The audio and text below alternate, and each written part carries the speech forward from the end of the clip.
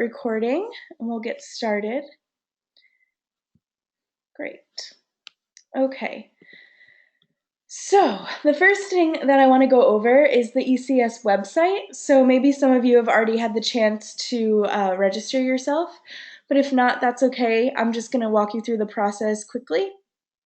So when you get to this homepage at ecs.ff.cuni.cz, you'll click register in the top right-hand corner. And it will bring you to this page where you'll be asked to put in your first name and your last name and your date of birth. So just as a sample. So once you click that, you should get this screen which says register here. If for some reason you get some sort of error, like this, perhaps it didn't go through. If you get an error, then just send me an email with your full name and your correct date of birth. It should be a really simple way to fix it. So I'll just create a username and password. Your username and password can be anything. It can be your email address or whatever you want. So once you click register, you should be able to log in. So we'll go to the top and log in.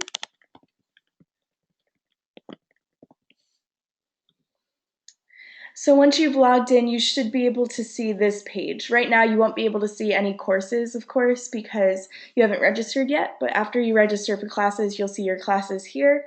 And this screen, you'll be able to see any trips and activities that you've signed up for after those are available, and you'll also be able to see your own profile, including your username and password, so you can make note of it after you've logged in. The most important page for you right now is this Fall Students 2016. So this is your home page essentially for our website, and it has all of the information that you really need before you arrive in Prague. So the first information that you'll see here is the pre-departure guide and the sample visa application form. So if you download the sample visa application form, we're going to be going through that. So you can fill out your visa application along with me. If you haven't had a chance to get the blank one off of the consulate website or out of the pre-departure guide, you can print them from the pre-departure guide. And it'll be a blank version of this. So the other things that are here is a link to our fall calendar, which can also be found in a couple of other places, including under program overview in the pre-departure guide and also in the student guide that you'll get after you arrive. There's some information about course registration. Actually, it begins on July 7th. I'll fix that. Sorry, and that's not been updated. And then also a link to join the Fall 2016 Facebook group. So I encourage you to join all of you to join this if you haven't already. It's just a way for you to connect with all of the other ECS students that will be with us this summer or this fall. We have currently about 85 students registered for the program, so the people in this webinar are obviously just a really small portion of that, and everybody's coming from different universities and in some cases different countries, so it's good to be able to meet everybody before you get here. And then the last thing is this number 8, and I'll point this out because it's important. If you, ECS will provide you with free transportation from the airport to the dorm on the official arrival day. But in order for us to provide that to you, we need this information in advance by August 1st. So you can just go onto this form from our website and put in your details, and then we'll arrange for transportation to you as long as it's submitted before August 1st. And as it says here, only students that are arriving on the official arrival day will be provided with transportation. So if you plan to come to Prague a couple of days earlier, that's okay. You can totally do that. But you'll be responsible for getting your own transportation from the airport to the dorm on those days. If that's your situation and you're planning to arrive on a day other than September 5th, let me know and I can provide you with recommendations for a car company or directions to use public transportation, anything like that. So that is the ECS website. I'll also go through a bit later how to register for courses on this page, but get yourself familiar with this because hopefully it should be really useful to you as you prepare for your semester. The next question, or the next bit that I'm going to go over, is the Czech visa application process. So this list is a list of all of the documents that are required for the visa. I know it looks a little bit daunting, but I promise it's not too bad once you start going over everything and actually getting it together. But I'll go through each document one by one so that you understand exactly what's required. So the first thing is the visa application form, and that's this one, the sample visa application form from the website. So as I mentioned, you can download this from the Czech consulate website, and it's linked to in the pre-departure guide, so you can get it off of the PDF. And I'll just go quickly through so you can understand all of the questions and see what are the really important bits. The first couple of questions should be pretty simple. The first one is your last name or your surname. The second is if you've ever had a different surname than the one that you currently have legally. If not, you can just leave it blank. Number 3 is your first name, and it also includes your middle name. One of the things about Czech culture and Czech people is that they actually usually don't have middle names, so it's not common for there to be a middle name space on Czech forms like you might find in American or Canadian forms. So in this case, you'll just put whatever name is actually in your passport. So for this student, his name in his passport would be Richard James. But if your passport only said Richard, then you would only put Richard. So put whatever appears in your passport. Your date of birth is here, and it's day, month, year. That's really important. In Europe, pretty much in every country, they go by day, month, year format. And it's really important that this date matches the date in your passport and on all of the documents that I've sent you. If it does not, then your application may be rejected, and it's just kind of a mess to fix it. So be sure that when you're writing all of the dates in all of these forms that they are written in day, month, year format. The 5th is your place of birth, and that would be city and state. And then the country of birth, the code for the US is here. If your country of birth and your nationality is something other than the US, let me know if you can't find the code and I can send it to you. Those are ones. So in this case, it would be, and the question is, are those slashes in the birth date or ones? So this is 29/12/1995. So you'll write out the full date. So in 5, 6, and 7, you'll put your country of birth code, in most cases USA, but again, if you need a different code, let me know. Number 8 should be self-explanatory. Number 9, your marital status, single, or if you have a different marital status, you can mark that here. Number 10 is your father's surname and then your father's first name. 11 is your mother's surname and your mother's first name. And this is her legal name. So if her legal name is currently the same as your father's last name, then you can put that. If it's her maiden name, then put that, but whatever appears in her passport. For number 12, for most of you, I imagine that your travel document will be an ordinary passport. If it's something different than an ordinary passport, you should probably already know about it. But if you have any questions, just let me know. Number 13 is the number of your travel document. So that's your passport number. It should be written on the photo page of your passport, probably in the upper right-hand corner. Eleanor, do we need to include our parents' middle names? Yes, if it's in their passports, just the same as yours. So the issued by is whoever's issued your passport. If it's the US, then USA. Number 15 is the date of issue. So again, that's 05/12/2012, and that's in day, month, year format. Number 17 is if you reside in a country other than your country of origin, do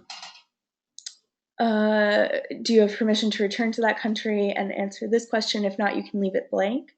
I'm just looking. If you have more than one passport, is one of your passports an European passport? Okay, so then it's probably best to use your US one because all of these instructions are based on Americans applying for a visa. If you have a European passport of some variety, then you probably don't need to apply for a visa. If you want to, Shani, send me a private message or an email about your other passport. I can see maybe it would be easier for you to apply under that, but just let me know and I can look into it for you. Yeah, but people with European passports do not need to apply for this visa, if that applies to any of you. So number 18 is your current occupation, and for all of you, this should be student. Even if you have some sort of full-time job or part-time job in addition to your studies, you should definitely write student because you're applying for a visa for the purpose of study. So that's really important. And then number 19, your employer will be the name of your home university. So we've just used the University of Miami as an example, but here you'll write the name and address and phone number of your home university.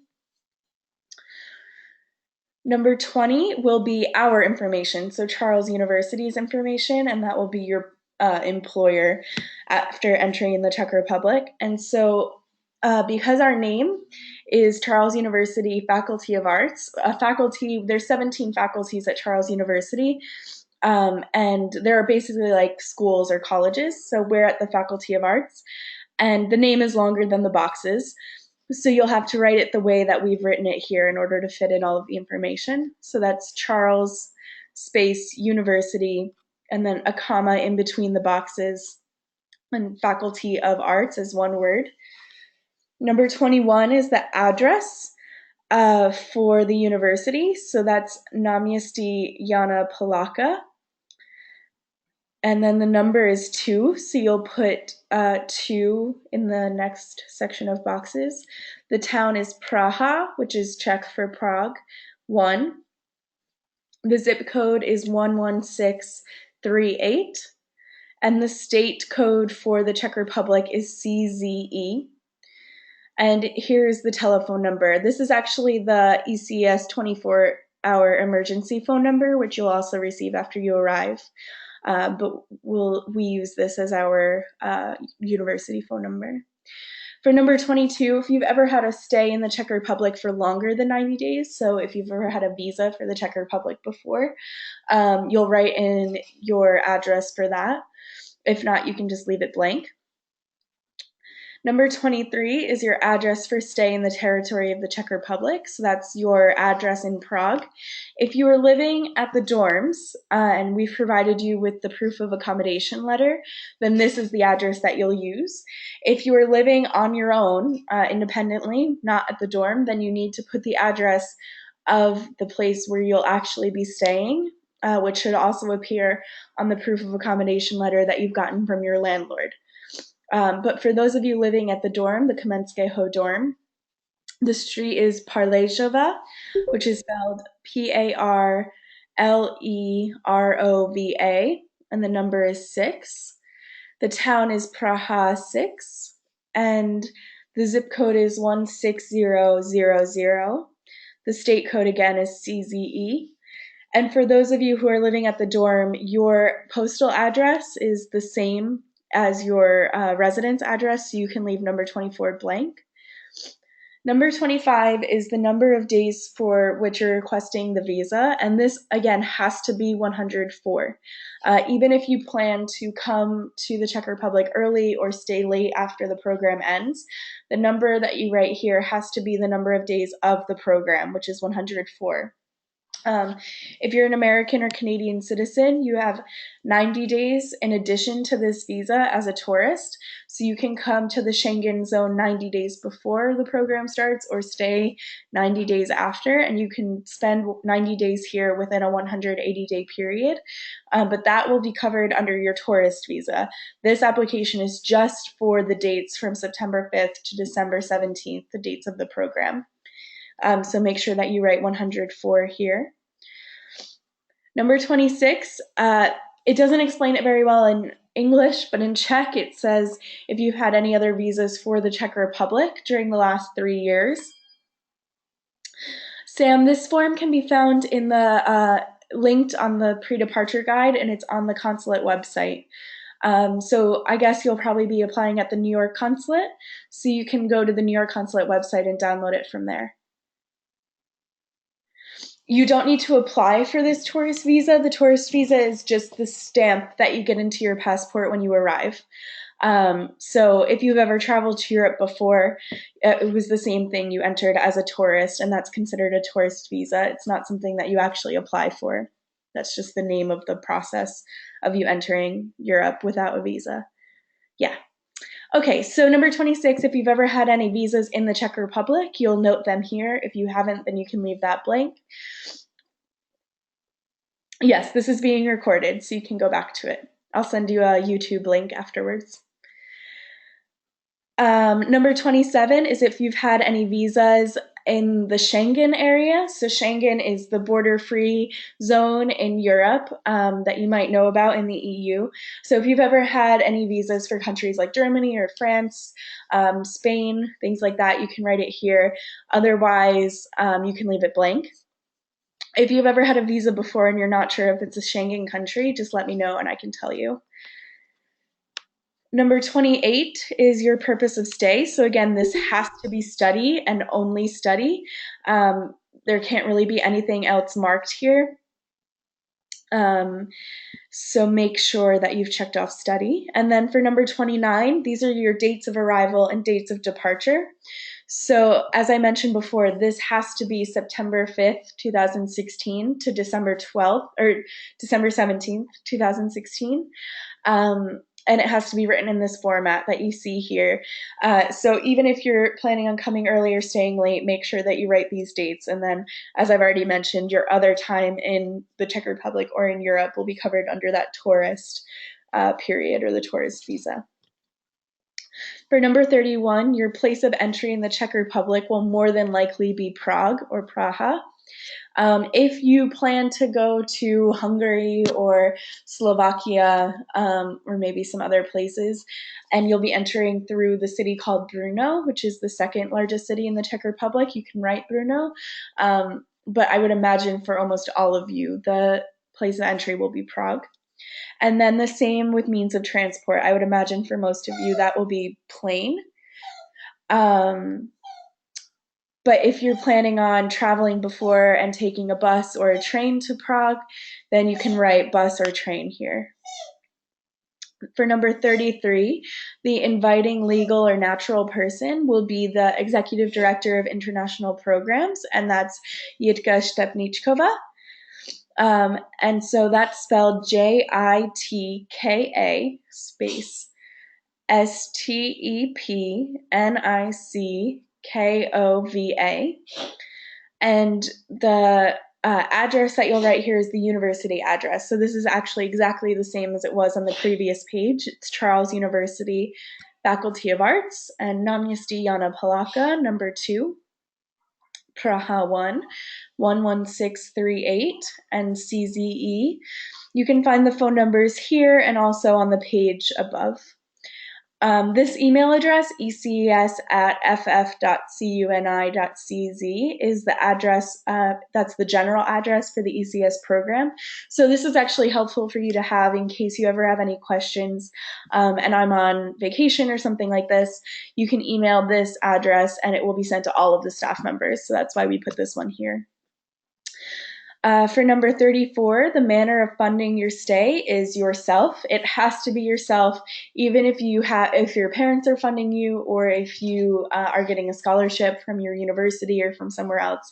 The manner has to be yourself because we cannot fund you. And so that's really important. For number 35, the means of support during your stay will more than likely be cash and credit cards. We don't really recommend that you bring traveler's checks because they're not very widely accepted in Europe in general, and especially in Prague. But of course, if you'd like to, you can. We just don't recommend it. And so for this last box, you also have to tick travel and or health insurance. And this is something that's another mandatory part of the visa. You'll have to buy Czech health insurance, and I'll go over that in a little while, how to buy that. This date here may not be this date. This is an example. The date will be the day that your insurance actually expires. So after you purchase your insurance, you'll get the certificate back and you'll be able to see which date the insurance expires. So for number 36, if you have a spouse, then you will put their information here, and if not, you can leave it blank. Same with number 37. If you have children, then you can put that information here. If not, you can leave it blank. Even if you've left both of these sections blank, still include the paper in your application. Don't just leave it out. And then the last page is your home address. So this should be the address that's written, for instance, on your driver's license, and then your telephone number and your email address. And for the phone number, you should put a number where they can actually reach you. Same with the email address. Usually, if there's a problem with your application or if they have a question, they'll send you an email, but it's also good to make sure that the phone number you put here is one where they can actually get a hold of you. And then at the bottom, this is the visa for over 90 days. Sam, okay. So you're asking if the visa is for up to 90 days, but this is the visa for applying for, it's called a short-term visa for the purpose of study in the Schengen zone. That's what you'll be applying for. And then at the bottom, you will put the place and date where you've signed it, and then your signature. So if you have any questions, like I said, this is on the ECES website here under sample visa application form, so you'll always have access to this, as well as the pre-departure guide, which is here. And I can open this quickly just to show you where the visa application information is on the first couple of pages. If it will download, maybe it won't. Yeah.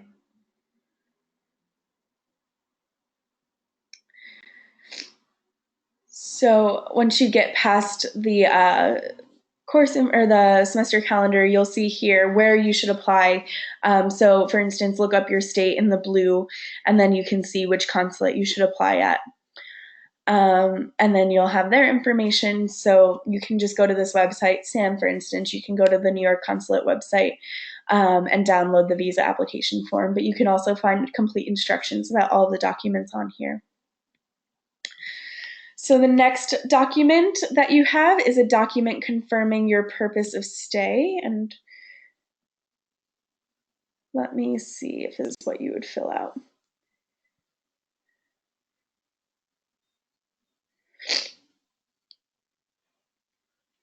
Yes, this is the document that you'll fill out. Exactly. So I'm not too sure.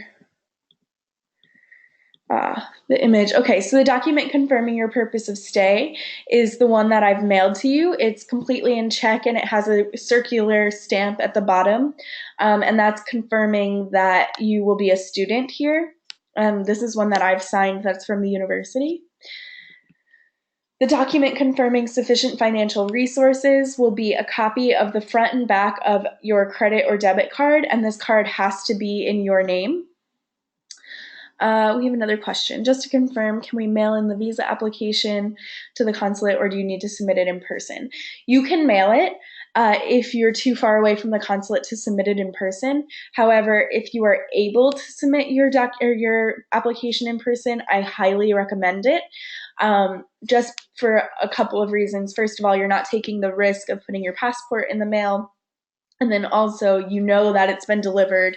And you know that it's being processed. Usually the person at the reception desk will look through all of the documents to make sure that you have everything. But of course, if you can't do that for whatever reason, you can definitely mail it in person. A lot of students do that, and it's not an issue.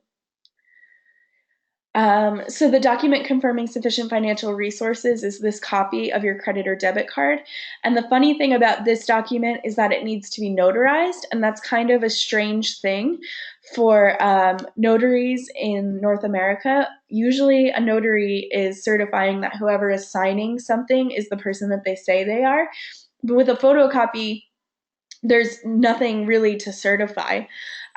So what we've had success doing in the past is if the notary refuses to sign your or to notarize the copy of your credit or debit card, you can just write this, what I have on the PowerPoint here. I certify that this is an original copy of my credit or debit card.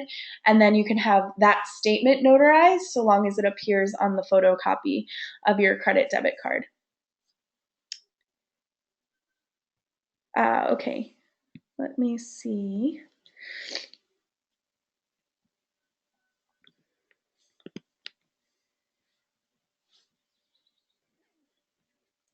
Are you able to hear me now?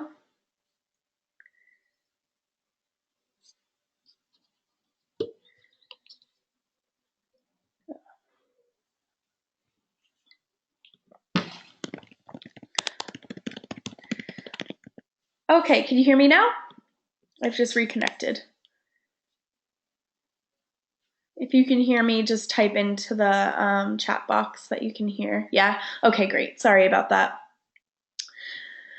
So the next document that you need is this, your bank account statement. So for the New York consulate, for instance, one of the things about the Czech visa application process is that all of the consulates have slightly different requirements. I know that many of you will be applying in New York, so I'll just mention this specific rule for New York, but please check your consulate's website to make sure that you have updated instructions before you submit your application. But for this, they want the card that you submit, the one that I just mentioned, to be connected to this bank account. The bank account has to be in your name, and it needs to show a minimum balance of at least 46,460 Czech crowns, which is approximately 2,000 US dollars. With that being said, the amount is in Czech crowns. Can you not hear me again?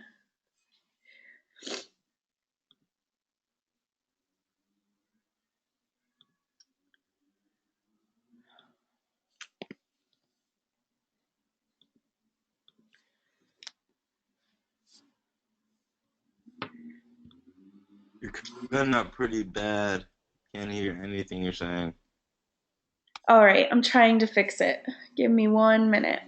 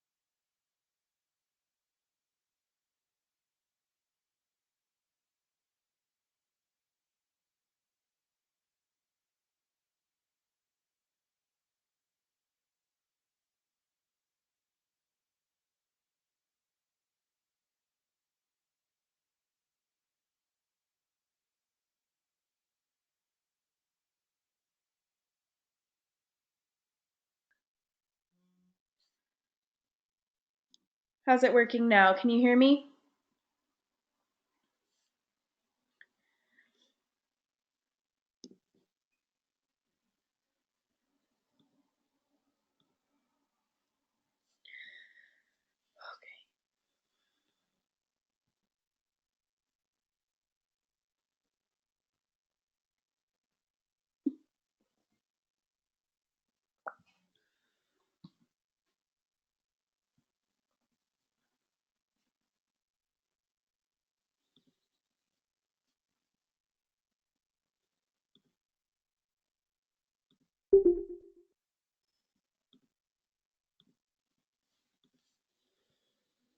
Okay, you can hear me now? Awesome. I see Lauren Ken. Yeah, okay. Sorry about that, guys. Some technical difficulties. Okay, so the bank account statement should have at least this amount, 46,460 Czech crowns, which is approximately $2,000. Although, if the exchange rate fluctuates at all, it's always better to have some more in the account. So we actually recommend around $3,000. And like I said, it has to be in your name. So the easiest way to do this, if you don't have such an account, is to have somebody that, like a parent, for instance, transfer that money into your account so that way you can get a statement printed from your bank that has this amount. After you get your visa, it can be transferred out, but at least for the application process, it should have this amount. Okay, so the proof of accommodation form is another form all in Czech, and this is the one that you had to write your passport number in and sign. And I put a sticky note next to all of the spaces where you had to add information, the signature and the passport number, so that you can see which ones those are. There should be 2 copies of the Czech version and then 1 copy in English. The English copy is just for you, and the 2 Czech copies are for the consulate. The criminal history background affidavit is a document that's half in English, half in Czech. It's linked to on the pre-departure guide. Let me see if I can find the form here. Yeah, so it's this form on the New York consulate website, for instance. This criminal history background affidavit. It's a Word document, and you'll just type in your information. And then when you do this, make sure that you don't sign it until you're standing in front of the notary. That's really important. Okay. So the next thing is this health insurance contract. And so I'm just going to go through and explain how to purchase that with this company, which is called Maxima.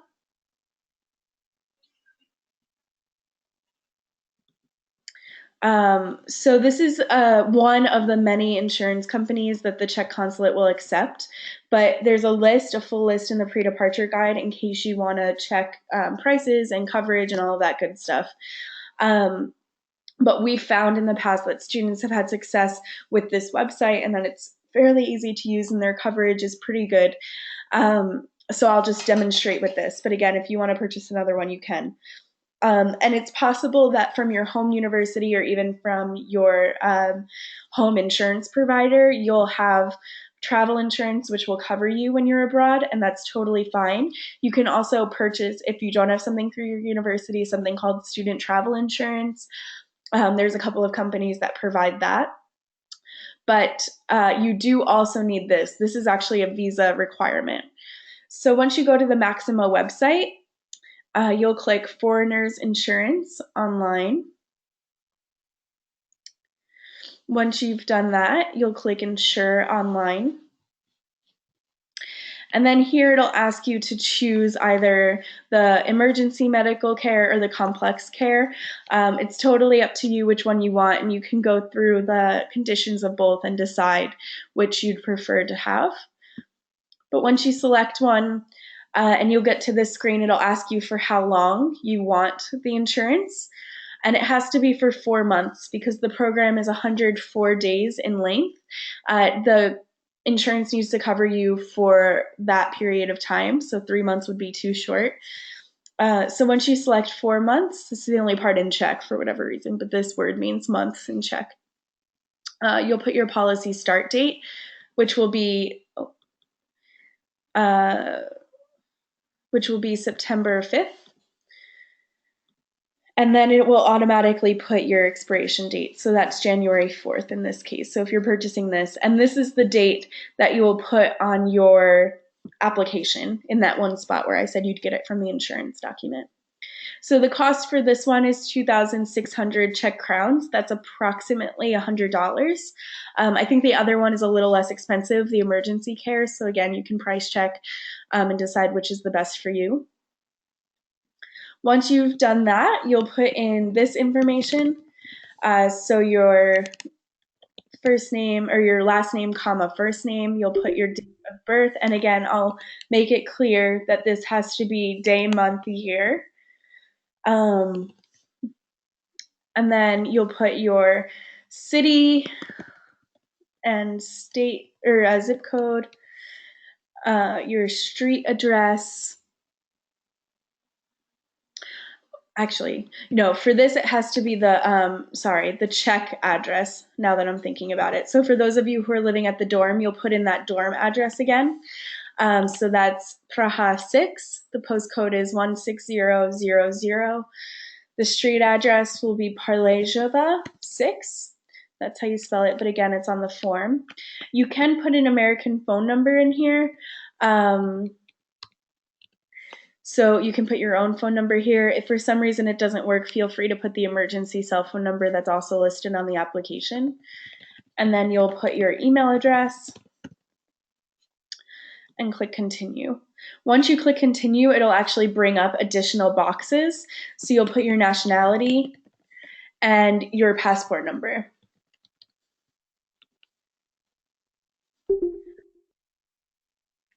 Once you've gotten through all of that, you will see the summary of what you're purchasing. So make sure that, again, that it covers you from September 5th until at least December 12th, probably longer. And then you can look through the general terms and conditions if you'd like, click confirm, and then pay the payment, pay the premium. So before you go ahead and pay the premium, and some of you may have already experienced this with making payments to the university, but if you're going to make foreign payments like this that your bank may not be used to, please call them in advance and let them know that you'll be making this kind of payment to the Czech Republic. Otherwise, they may block your card thinking that this is a fraudulent payment, because I suppose that most of you probably aren't paying for Czech health insurance on the regular basis. So just make sure that you call your bank. This is, again, something you should do before you actually leave for Prague, to call your bank and your credit card companies to let them know that you will be traveling in Europe, so that they don't block your card thinking that the activity is fraudulent. Once you submit this, you'll get an email from Maxima or whichever company that you use with the conditions and also the certificate. It may also come as a PDF in the next screen. Make sure that you download this PDF right away and save a copy on your computer and also print one. And then if you'd like, you can also send a copy of the PDF to me or forward the email to me. This is good for two reasons. First of all, if you lose track of that PDF document, I'll have it on my end so that I can send it to you again for your application. And second, once you're in Prague, if for some reason you need to go to the hospital or the doctor and you don't have easy access to the certificate, I will have it in my office so I can bring it for you to whichever hospital or doctor you're visiting. So if you'd like me to have record of that, feel free to send it along. That's not a problem. And that certificate is the certificate that you will have to submit as part of the visa application.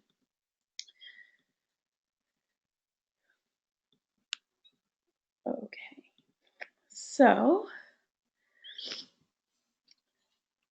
I believe that that is the last bit. Yeah, so does anybody have any other questions about the visa application process?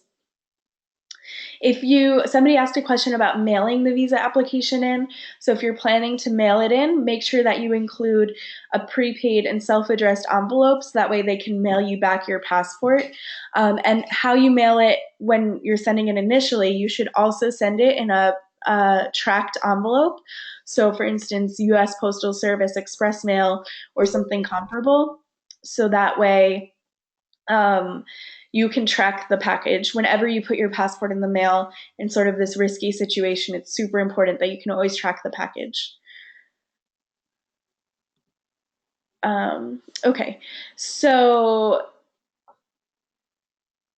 okay.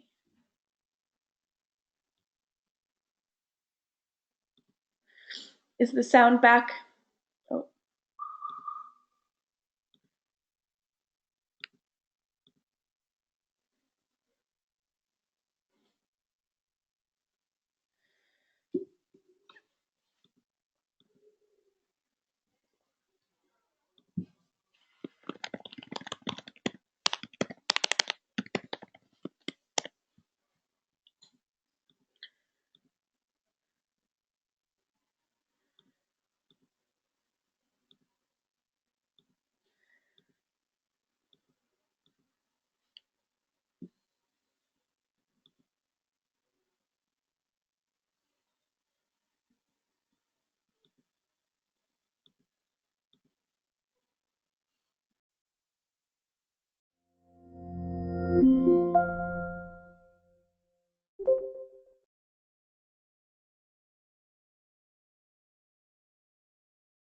passport.